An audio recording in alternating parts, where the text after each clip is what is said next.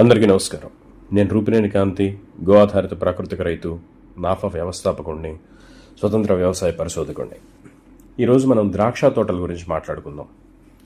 చాలామంది రైతులు ఈ మధ్య ద్రాక్ష తోటలకి వ్యాపిస్తున్నటువంటి తెగుళ్ళు, కీటక యాజమాన్య చర్యలు వీటికి సంబంధించి అనేక ప్రశ్నలు సంధిస్తున్నారు. దీనికి సంబంధించి మొత్తంగా స్థూలంగా ద్రాక్ష పంట యొక్క పూర్తి వివరాలు తెలియజేయడం జరుగుతుంది. ద్రాక్ష పంట అనేది ఒక తీగజాతి పంట కాబట్టి ట్రెల్లిస్ పందిరి పద్ధతిలో మనం సాగు చేసుకోవాలి. 2 బలమైన కొమ్మలను వైషేపు రూపంలోకి పాకించి ఆ తరువాత పై పందిరి మొత్తం పాకేలాగా మనం ప్లాన్ చేసుకోవాలి. ప్రతి సంవత్సరం పంటకాలం అయిపోయిన తర్వాత మే నెలలో మొక్కల ఎదుగుదలని అంచనా వేసుకొని బలిష్టమైన కాండం ఉన్నటువంటి కొమ్మలను గుర్తించి తేలికపాటి కొమ్మలను ప్రూనింగ్ చేసుకుంటుండాలి. తద్వారా క్యానోపీ అనగా గుడారంలాగా విస్తరిస్తుంది. అలాగే వర్షాకాలం అయిపోయిన వెంటనే బ్రౌన్ కలర్లో ఉన్న బలమైన కొమ్మలను వదిలేసి ఆకుపచ్చ రంగులో ఉన్న లేత కొమ్మలను కత్తిరించి వేయాలి. వెనువెంటనే ప్రూనింగ్ చేసిన తరువాత కాపరాక్సి క్లోరైడ్ లీటర్కి 3 గ్రాముల చొప్పున కలుపుకొని చిక్కగా స్ప్రే చేసుకోవాలి. ముఖ్యంగా ఈ ప్రూనింగ్ జరిగినటువంటి ప్రాంతంలో మరింత చిక్కగా స్ప్రే చేసుకోవాలి. డ్రిప్ ద్వారా కూడా వేరు వ్యవస్థకు అందేలాగా చూసుకోవాలి. తరువాత ప్రతి వారం రోజులకు ఒకసారి స్ప్రేయింగ్ రూపంలో మరియు డ్రిప్ ద్వారా పాలేకర్ గారి విధానంలో పుల్లటి మజ్జిగని అందులో ఇంగువ ద్రావణాన్ని కూడా కలిపి స్ప్రే చేసుకోవాలి. లేదా డాక్టర్ కిషన్ చంద్ర గారు వారి విధానంలో రూపొందించినటువంటి NWDC అనేటువంటి ద్రావణాన్ని కూడా స్ప్రే చేసుకోవటం మరింత ఉత్తమమైనటువంటి పద్ధతి. ఈ NWDC ద్రావణాన్ని నేలకి డ్రిప్లో ఇవ్వకూడదు, కేవలం స్ప్రేయింగ్ మాత్రమే చేసుకోవాలి. అదే సమయంలో నేను రెగ్యులర్గా సూచించే సూచనలను తప్పకుండా పాటించాలి. అనగా పసుపు నీలం రంగు జిగురట్టలను, సోలార్ ట్రాప్లను ఏర్పాటు చేసుకోవాలి. సోలార్ ట్రాప్స్ని ప్రతి 2 రోజులకు కానీ లేదా వీలుని బట్టి వసతిని బట్టి ప్రతిరోజు పొలంలో వేరువేరు ప్రదేశాల్లో మారుస్తూ ఉండాలి. తద్వారా రసం పీల్చు పురుగులను, గొంగళి పురుగులకు జన్మనించే రెక్కల పురుగులను సమర్థవంతంగా నివారించుకోవచ్చు. ఇందులో రసం పీల్చు పురుగులను నియంత్రించేదేమో పసుపు రంగు జిగురట్టలు లేదా నీలం రంగు జిగురట్టలు, గొంగళి పురుగులకు జన్మనిచ్చే రెక్కల పురుగులు మాత్రం సోలార్ ట్రాప్లో వచ్చి పడిపోతాయి. మధ్య మధ్యలో నా విధానంలో నేను ఎప్పుడు చెప్పబడే బేకింగ్ సోడా ఫార్ములాని స్ప్రేయింగ్ చేసుకుంటూ ఉండటం వల్ల ఈ చీడపీడలకి వికట వాసన కలిగి వెళ్ళి ఈ సోలార్ ట్రాప్స్కి, ఈ స్టిక్కీ ట్రాప్స్కి ఆకర్షింపబడి మనం ఎక్కువ స్థాయిలో పురుగుల మందుల విధానాలకి స్వస్తి పలికి తేలిగ్గా నియంత్రించుకోవడానికి అవకాశం ఉంటుంది. అట్లానే ఈ బేకింగ్ సోడా మరియు ఎసిటిక్ యాసిడ్ వాడటం వలన కాల్షియం లోపాన్ని కూడా మనం చాలా సులువుగా సరి చేసుకోవచ్చు. ఇక్కడ మరొక గమనించాల్సిన విషయం ఏంటంటే, వర్షాకాలం నుండే కలుపు నివారణ కోసం అదును పదును చూసుకొని 1కి 4 సార్లు అంతర్కృషి చేసుకోవడం చాలా ఉత్తమమైనటువంటి పద్ధతి. అందుకోసం మనకి ఈరోజు మార్కెట్లో మినీ ట్రాక్టర్లు కానీ, పవర్ టిల్లర్స్ కానీ విస్తారంగా అందుబాటులో ఉన్నాయి. ఇక్కడ మరొక గుర్తుపెట్టుకోవాల్సినటువంటి విషయం ఏంటంటే, ఒక చెట్టుకి 20 కిలోల దిగుబడి లక్ష్యంగా పెట్టుకోవాలనేది నా ఉద్దేశం. సస్యరక్షణ యాజమాన్య చర్యలు చేపట్టాలి. అనగా నేను ఎప్పుడూ చెప్తుండే 3 ముఖ్యమైన విభాగాలను యాజమాన్య చర్యలుగా పాటించాలి. అందులో మొదటిది సమగ్ర పోషక యాజమాన్య చర్యలు, రెండవది సమగ్ర తెగుళ్ల యాజమాన్య చర్యలు, మూడవది సమగ్ర కీటక యాజమాన్య చర్యలు.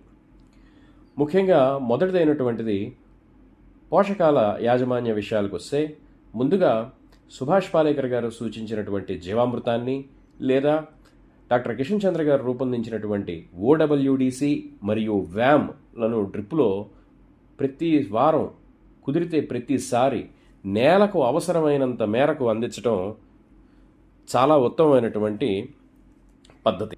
ఇలా చేయటం వలన పోషకాల సమస్యలను చాలా తేలిగ్గా అధిగమించవచ్చు. అట్లాగే కొన్ని కాంట్రిబ్యూట్ పొజిషన్స్ అంటే కొన్ని ప్రత్యేకమైనటువంటి వాతావరణ సమస్యలు చేపట్టినప్పుడు పోషకాల యొక్క ఇబ్బందులు అనేక రూపాల్లో వస్తుంటాయి. అట్లాంటి సమయంలో నా వద్ద లభించేటువంటి ఆర్గానిక్ కార్బన్ గ్రోత్ ప్రమోటర్ని నెలకి 2 సార్లు ఎకరాకి 2 కేజీల చొప్పున 400 లీటర్ల నీటిలో కలుపుకొని లేదా 200 లీటర్ల డ్రమ్ములో కేజీ చొప్పున ఈ ఆర్గానిక్ కార్బన్ గ్రోత్ ప్రమోటర్ని కలుపుకొని ఒక 200 లీటర్లను డ్రిప్లో ఇచ్చుకుంటూ మరొక 200 లీటర్ల నీటిని వేపపిండి ఊరబెట్టినటువంటి నీటిలో కలుపుకొని స్ప్రే చేసుకుంటాం వలన అద్భుతమైనటువంటి ఫలితాలు మీరు చూస్తారు. ఈ వేప నీటిని డ్రిప్లో కూడా ఇచ్చుకోవటం వలన మనకి నులుపురుగులు అంటే ఈ నెమటోడ్స్ అని అంటాం, ఈ నెమటోడ్స్ని దూరం చేయొచ్చు. అట్లనే రూట్ గ్రబ్స్, వేరు కొరుకు పురుగులు అని అంటాం, వాటిని కూడా చాలా తేలిగ్గా మనం కంట్రోల్ చేసుకోవచ్చు. ఈ స్ప్రే చేసుకోవటం వలన కూడా మనకి బెనిఫిట్ ఏంటి అని అంటే, ఈ రసం పీల్చు పురుగులు కానీ, ఈ గొంగళ పురుగులను గుడ్లు పెట్టేటువంటి రెక్కల పురుగులు కానీ ఈ వేప వికర్షపు వాసనకి వెగటుబుట్టి ఆహారం కోసం వెతుక్కునే సమయంలో ఇందాక నేను చెప్పినట్లుగా సోలార్ ట్రాప్స్లో వెళ్ళి పడతాయి. అట్లానే రసం పీల్చు పురుగులు స్టిక్కీ ట్రాప్స్ కతుక్కుంటాయి, అంటే జిగురట్టలు కతుక్కుంటాయి. తద్వారా పోషకాల సమస్యని మనం తేలిగ్గా అధిగమించవచ్చు. అట్లానే ఫాస్ఫరస్ ఎప్పుడైతే మనకి పూత వచ్చే సమయంలో ఫాస్ఫరస్, పూత వచ్చిన తర్వాత పిందె వేయేటువంటి సమయంలో పొటాషు మనం ఖచ్చితంగా ఇవ్వాల్సిన అవసరం ఉంటుంది. దీనిని అధిగమించడానికి మనం ఫాస్ఫరస్ అందించడం కోసం బోన్ మీల్ను కూడా వేసుకోవచ్చు. అట్లానే ఫాస్ఫరిక్ యాసిడ్ అని దొరుకుతుంది, అది కూడా మనం లీటర్కి 3 గ్రాముల చొప్పున కలిపి స్ప్రే చేసుకుంటూ ఉండొచ్చు. అట్లానే పూత దశ వచ్చిన తరువాత పిందె పడే సమయంలో మనం సీవీడ్ని కనుక స్ప్రే చేసుకోగలిగితే మనకి కాయ యొక్క నాణ్యత, సైజు, బరువు అన్నీ కూడా చాలా సులభంగా మనం పంట దిగుబడిని పెంచుకునే అవకాశం ఉంటుంది. అట్లానే ఇప్పుడు రెండో విషయానికి వస్తే తెగుళ్ల యాజమాన్య చర్యలు ఏ విధంగా చేపట్టాలి అనే దాని గురించి మాట్లాడుకుందాం. ఈ తెగుళ్లలో విరివిగా ప్రధానంగా 3 రకాల సమస్యలు రైతుల్ని పీడిస్తాయి. మొదటిది శిలీంధ్ర తెగులు, 2 బ్యాక్టీరియల్ తెగులు, 3 వైరల్ తెగులు. ఇందులో మనం ప్రధానంగా చెప్పుకోవాల్సినటువంటిది శిలీంధ్ర తెగులు. అంటే ద్రాక్ష పంటకి ఎక్కువగా ఆశించేది శిలీంధ్ర తెగుళ్ళు. కొన్ని ప్రత్యేక సందర్భాల్లో బ్యాక్టీరియల్ తెగుళ్ళు కూడా వస్తుంటాయి, మరింత ప్రత్యేక సందర్భాల్లో వైరల్ తెగుళ్ళు కూడా వస్తుంటాయి.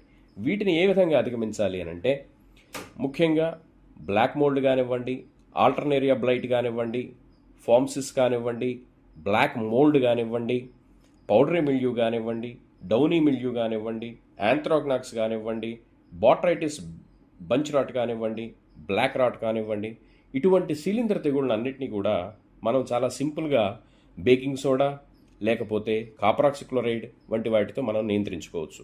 ఇవి ప్రాథమిక స్థాయిలో మనం జీవామృతం పుల్ల మజ్జిగతో కూడా నివారించుకోవచ్చు. ఒకవేళ జీవామృతానికి పుల్ల మజ్జిగకి కంట్రోల్ కాని పక్షంలో సెకండరీ స్టెప్గా కాపరాక్సిక్లోరైడ్ లేదా బేకింగ్ సోడా ఫార్ములా, అంటే బేకింగ్ సోడా లీటర్కి 2 గ్రాములు, ఎస్టిక్ యాసిడ్ లీటర్కి 2 ml చొప్పున కూడా కలిపి మనం స్ప్రే చేసుకుంటుండొచ్చు. ఒకవేళ ఇది మరింత తీవ్రతరం దాల్చినప్పుడు మనకి మార్కెట్లో అజోక్సిస్ట్రోబిన్ అని చెప్పి దొరుకుతుంది. ఇది యాక్టినోమైసిటీస్ అనేటువంటి ఒక జీవక్రిమి ద్వారా తయారవుతుందన్నమాట. ఈ తయారైనటువంటి ఈ అజోక్సిస్ట్రోబిన్ని సర్టిఫైడ్ ఆర్గానిక్స్ కేటగిరీ కింద పరిగణిస్తారు. అనగా మనం ప్రకృతి వ్యవసాయంలో నిరభ్యంతరంగా వాడుకోవచ్చు. పైగా ఇది సిస్టమిక్గా కూడా పనిచేస్తుంది. ఇది తీవ్రతరం దాల్చినప్పుడే మనం దీన్ని చేసుకోవాలి, లేదా ప్రాథమికంగా కూడా ప్రివెంటివ్ మెథడ్, ముందస్తు జాగ్రత్త చర్యల్లో కూడా మనం ఈ అజోక్సిస్ట్రోబిన్ని నిరభ్యంతరంగా వాడుకోవచ్చు. సో ఇక్కడ మనకి ఫంగల్ ఇన్ఫెక్షన్స్కి, బ్యాక్టీరియల్ ఇన్ఫెక్షన్స్కి సరిపడా మనం ఇక్కడ సూచనలు చేయడం జరుగుతుంది. ఇక్కడ కాపరాక్సిక్లోరైడ్ ప్లేస్లో మనం నానో సిల్వర్ హైడ్రోజన్ పెరాక్సైడ్ అని కూడా దొరుకుతుంది. అదైతే ఖర్చు తక్కువలో కూడా అయిపోతుంది. దాన్ని కూడా లీటర్కి 3 ml చొప్పున కలిపి మనం స్ప్రే చేసుకుంటూ ఉండొచ్చు. ఇకపోతే వైరల్ ఇన్ఫెక్షన్స్ విషయానికి వస్తే ప్రాథమిక దశలో నియంత్రించుకోవటానికి ముందుగా పాలేకర్ గారు సూచించేటువంటి జీవామృతం లేదా పూత దశ, కాయ దశలో ఉన్నప్పుడు పుల్ల మజ్జిగ ఇంగువ ద్రావణాన్ని మనం పిచికారీ చేసుకోవటం వలన ఈ ద్రావణం బాగా ఉపయోగపడుతుంది. అలాగే ఒకవేళ ఈ వైరల్ ఇన్ఫెక్షన్ కనుక మరికొద్ద స్టెప్ మారింది అని అనిపించినప్పుడు ఇప్పుడు ఈ మధ్య మార్కెట్లో హెర్బల్ వైరసైడ్స్ కూడా దొరుకుతున్నాయి. కావాలి అని అంటే మన నాఫా గ్రూప్లో కానీ ఇక్కడ నేను వేరే అదర్ ఎన్జిఓస్ ద్వారా కానీ మీకు హెర్బల్ వైరసైడ్ కూడా అందుబాటులోకి తీసుకురావడం జరుగుతుంది. ఇది తిప్పతీగ, కలబంద, లవంగం, మునగాకు మొదలగు మరికొన్ని రకాల ఆకుల నుంచి సేకరించినటువంటి సారంతో తయారు చేయబడినటువంటి ఈ వైరసైడ్ని కూడా మనం ఈ ప్రకృతి వ్యవసాయంలో మనం నిరభ్యంతరంగా వాడుకోవచ్చు. సమర్థవంతంగా పనిచేసేలాగా కూడా మనం చూసుకోవచ్చు. ఈ పిచికారీలు ఏదో ఒకసారో రెండోసారో చేసి ఉపయోగం లేదు. మనం కంటిన్యూగా పరిస్థితిని బట్టి తగ్గుతుందా లేదా, తగ్గుముఖం పట్టేటప్పుడు మరొక డోసు, పూర్తిగా తగ్గిన తర్వాత ఒక డోసు, ఒకవేళ తగ్గుముఖం పట్టేటువంటి పరిస్థితి లేనప్పుడు ఆ మొక్కల్ని తీసి తగలబెట్టేయటం వంటి చర్యల్ని మనం సమర్థవంతంగా చేపట్టాలి. అలా చేపట్టకపోతే మొత్తం పంట కూడా నష్టపోయే అవకాశాలు ఉన్నాయి. కాబట్టి ఎప్పటికప్పుడు రైతు పొలం మొత్తం తిరుగుతూ ఆ యొక్క వ్యాధి యొక్క తీవ్రతను గుర్తిస్తూ సలహాలు సంప్రదింపులు తీసుకుంటూ ఈ యొక్క విధానాల్ని పాటించుకోవటం చాలా ముఖ్యం. కొన్ని సందర్భాల్లో చేయి దాటిపోయే పరిస్థితుల్లో అటువంటి వైరస్ సోకినటువంటి మొక్కల్ని పీకి దూరంగా తీసుకెళ్లి తగలబెట్టేయటం అత్యుత్తమమైనటువంటి చర్యగా నేను ఎప్పుడూ సూచిస్తూ ఉంటాను. మరింత సమాచారం కోసం తెలుసుకోదలిచిన వారు 9948812222 అనే నెంబర్కి వాట్సాప్ మరియు టెలిగ్రామ్లలో మెసేజ్ ద్వారా మాత్రమే సంప్రదించగలరు. ధన్యవాదాలు.